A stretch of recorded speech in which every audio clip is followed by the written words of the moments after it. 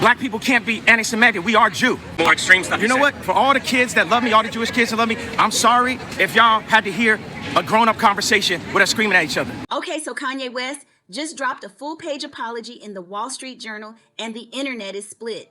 Is this a genuine apology, or is this man just trying to save his coins after years of chaos? Because, child, let me tell you, the timing is very interesting. Let's get into it. So let me catch you up real quick.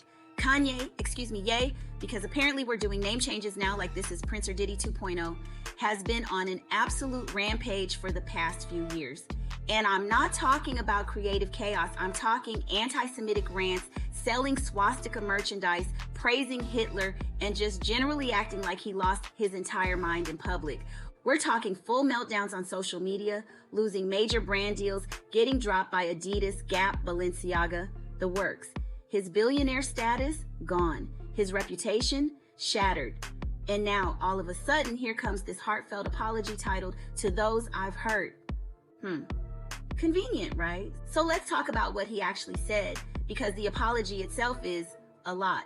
In this full-page ad, Kanye opens up about his bipolar disorder and admits he lost touch with reality. He wrote, "I lost touch with reality. Things got worse the longer I ignored the problem. I said and did things I deeply regret. Some of the people I love the most, I treated the worst. You endured fear, confusion, humiliation, and the exhaustion of trying to love someone who was at times unrecognizable. Looking back, I became detached from my true self." Now, on the surface, that sounds like accountability. That sounds like someone who's been through it and is ready to do the work. But here's where it gets messy, because people aren't buying it. And honestly, I don't blame them. Let me tell you why.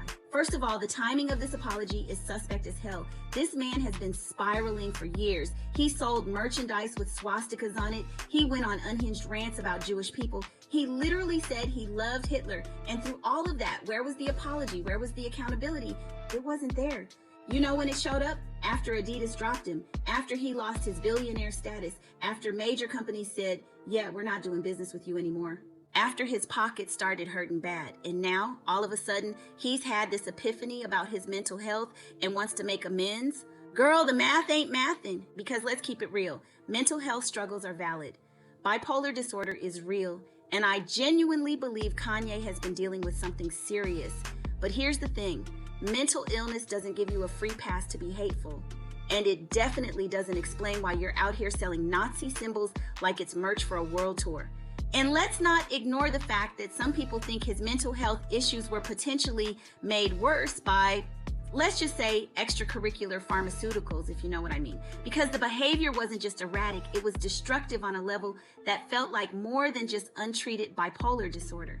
Now, Kanye didn't just apologize for the anti-Semitic comments, he also addressed the Black community specifically, writing, "I am so sorry to have let you down." And honestly, that hit different. Because Black folks have been carrying Kanye for years. We defended him when he said George Bush doesn't care about Black people. We championed him when he talked about systemic racism in the fashion industry. We rode for him when he was making groundbreaking music and pushing boundaries.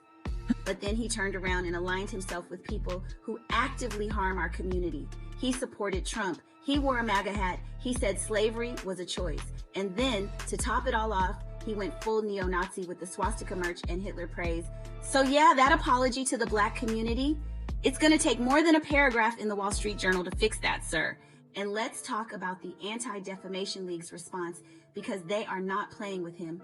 A DLCEO, Jonathan Greenblatt, said, and I quote, "Here we go again. Another egregious display of anti-Semitism, racism, and misogyny from Ye on his X account this morning.